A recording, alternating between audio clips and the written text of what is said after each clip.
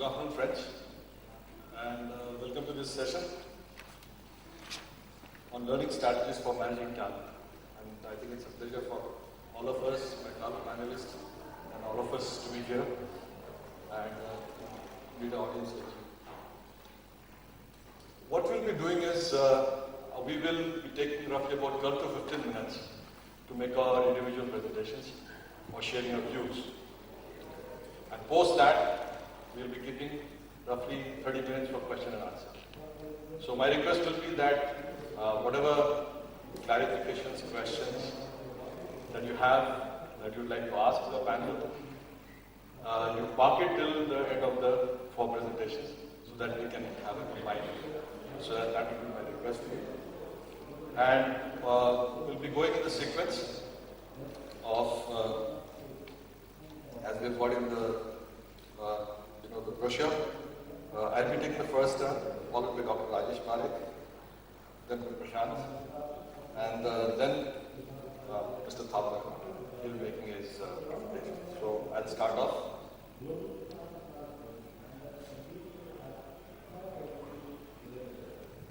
I'll start off with a short audio visual. Let's hope it runs.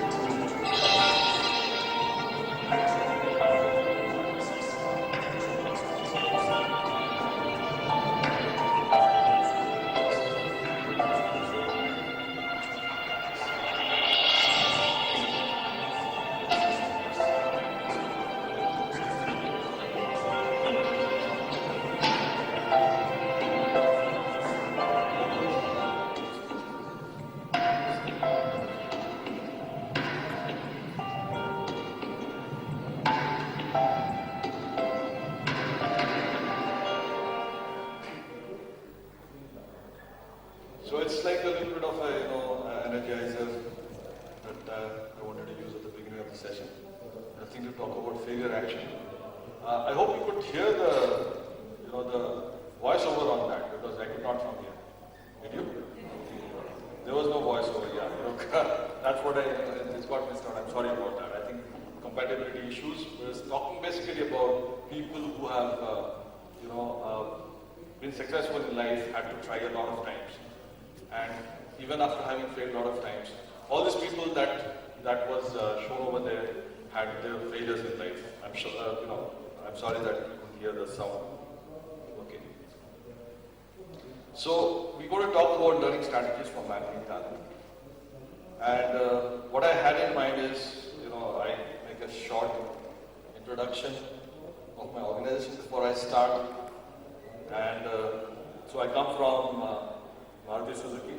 It's about a 31-year-old organization, and it makes small fuel-efficient cars.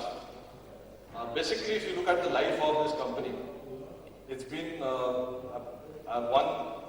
journey of growth and a continuous growth, where we are currently about 38% of the market share, holding the market share. And I think I'll not introduce beyond that, 12,000 people and all that, because even today on the street, on the roads, 1 out of every 3 car is a Maruti Suzuki car. So I think that sort of, introduces my organization. Now, when you're looking at this topic, learning strategies for managing talent, and I was seeing there's a lot of way of looking at it. We could look at the development centers that we run, the 360-degree process that we have, leadership development that we do, our training strategies for associates, workmen, for our supervisors. So it's a host lot of gambit of processes and activities that we could see. So I said let's choose a few of them because at 12-minute time we would like to probably showcase or probably explain what are some of the better practices that our organization does. So I thought, let me talk about two different processes, the induction process we have and the umbrella mentoring process we have for our associates. And the third one would be managing Gen Y. It's not a practice, but it's a concept, it's a thought, and it's something that we use our day to day.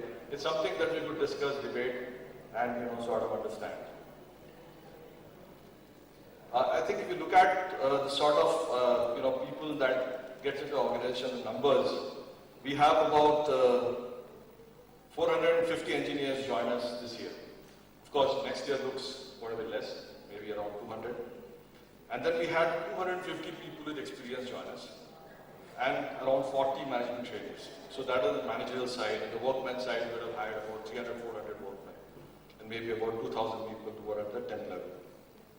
One unique thing about all this is, of the people who join us, I think almost 90% are the Gen Y, who are in their 20s. So it's a lot of young people coming in and joining us. The unique practice of induction, onboarding, starts with a little bit of a story of us. There are two ways you can actually get talent. You can grow talent within your company, or you can hire talent people with experience. And what we did as an organization out of this 30 years, the first 20 odd years, you'd grow talent. We'd hire from best of the colleges and best of the management institutes, and we would have people grow within our organization. But when the pace of growth became too fast, around 2003, we started hiring people with lateral track, with work experience of 6 to 8 years, 9 years. And one of the things that happened, that when we started hiring them, was an immediate follow. An organization said that your hiring has gone really bad.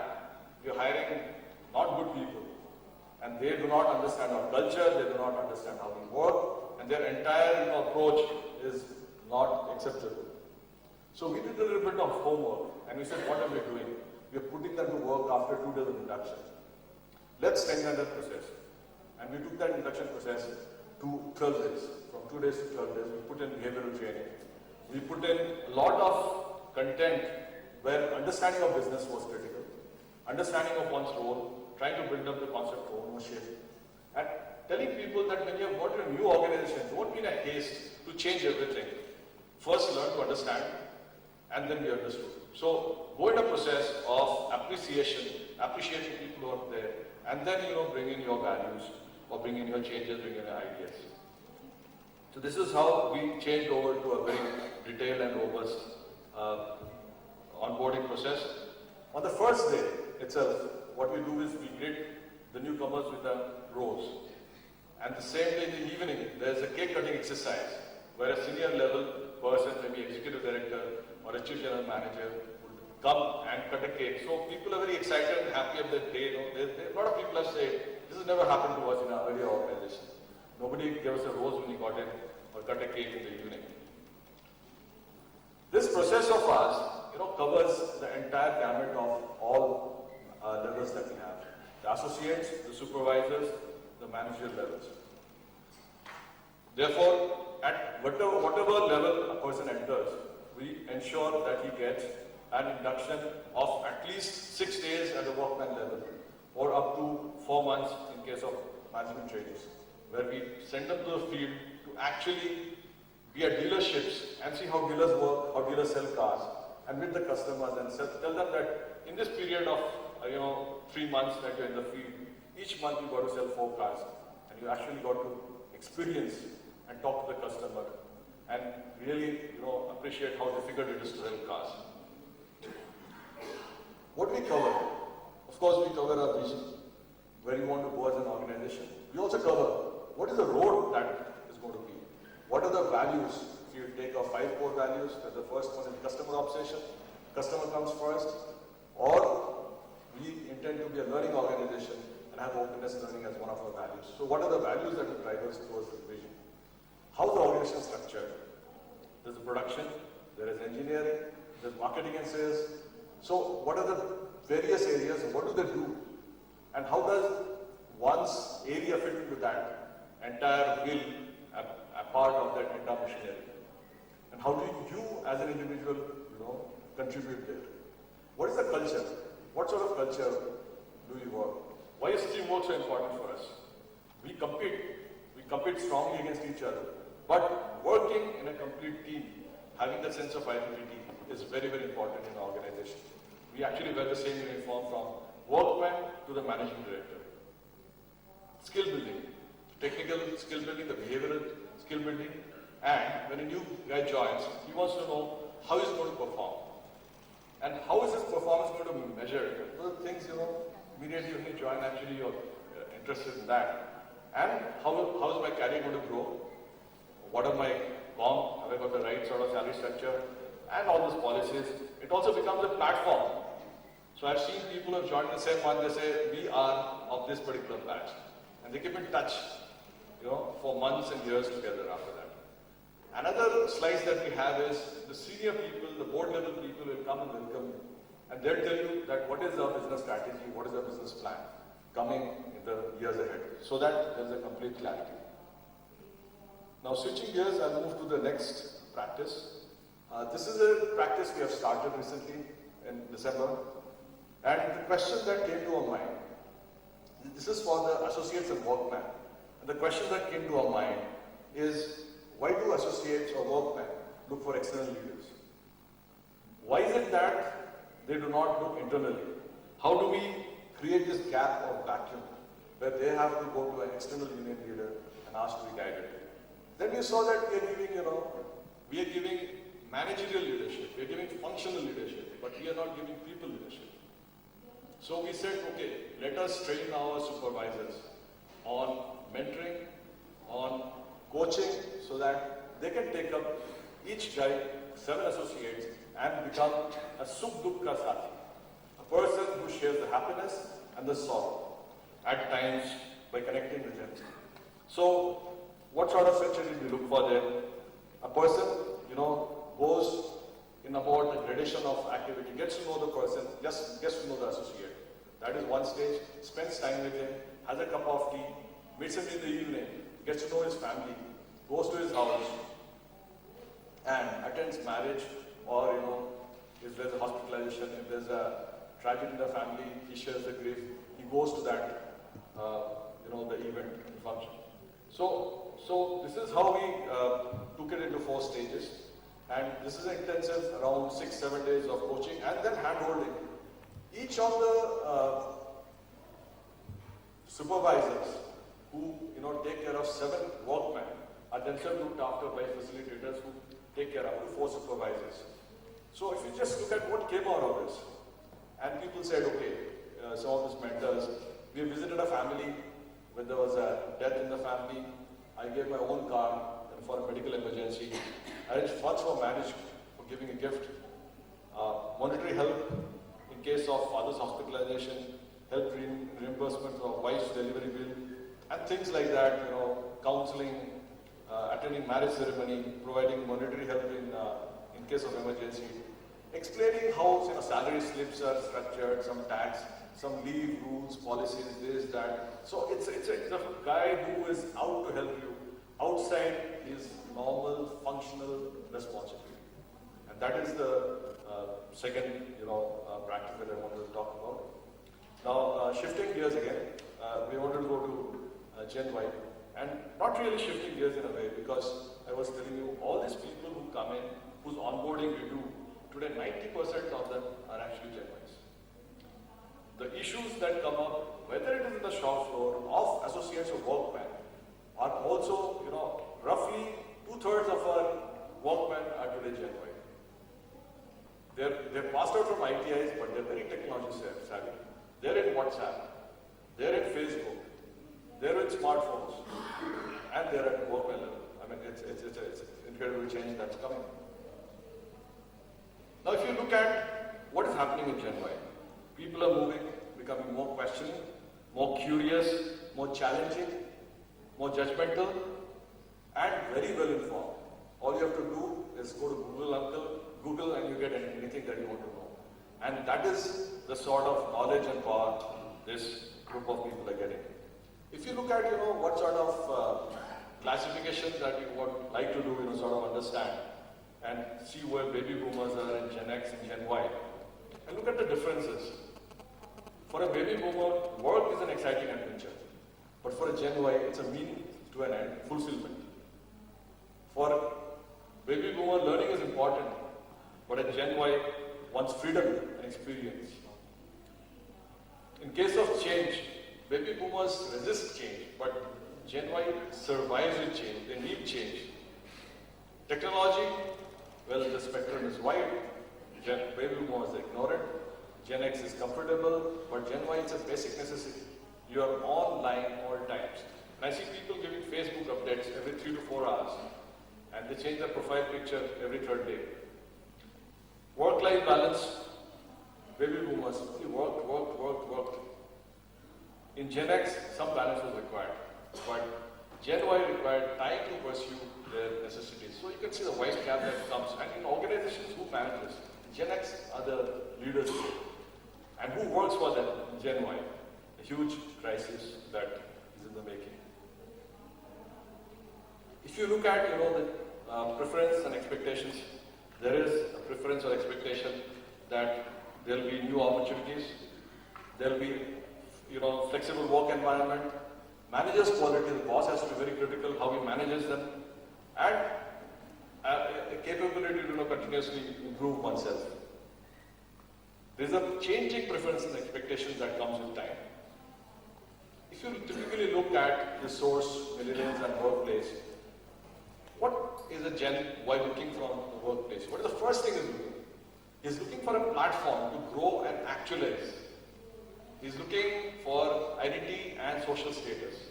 And the third thing he's looking is an opportunity to experiment and express creativity.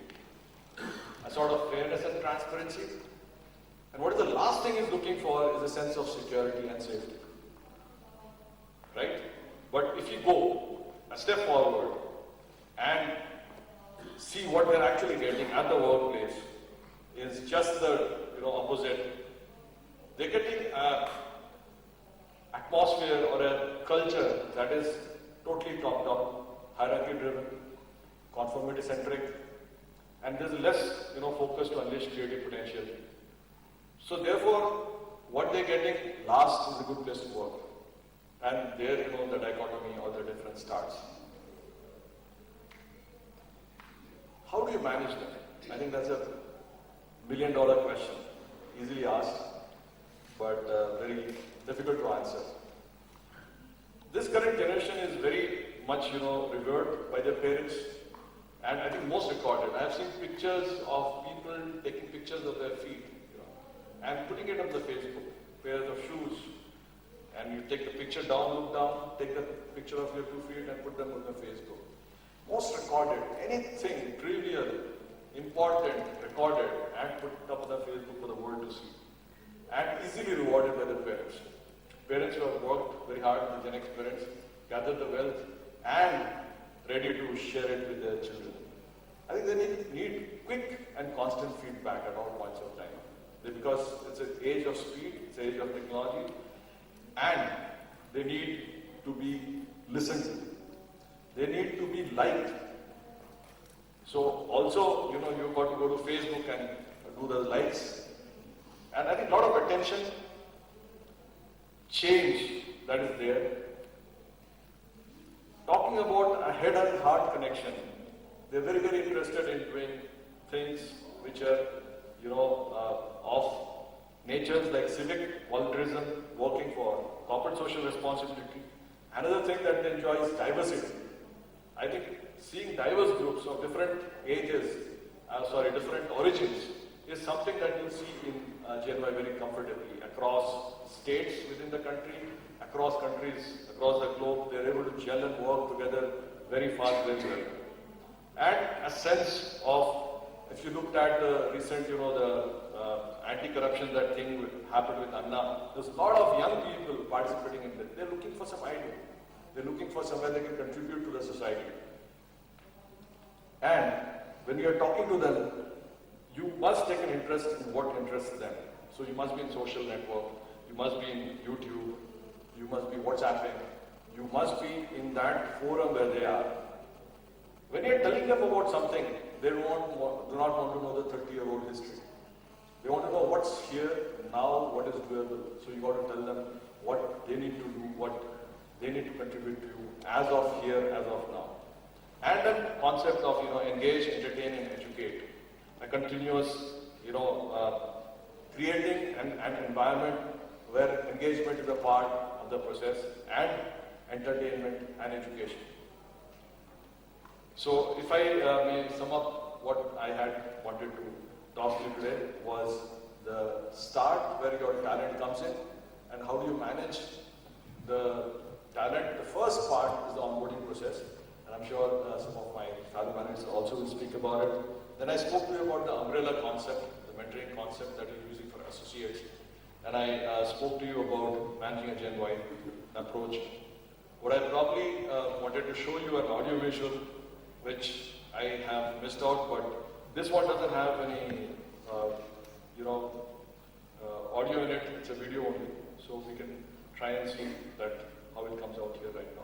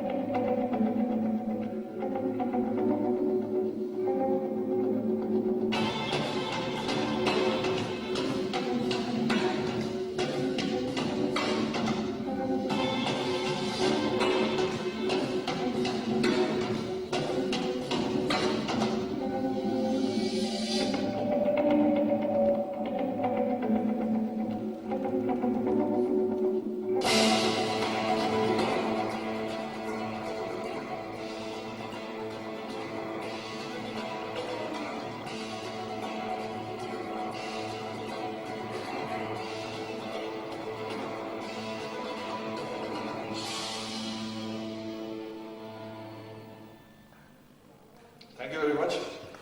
I'll now request Dr. Rajesh Parekh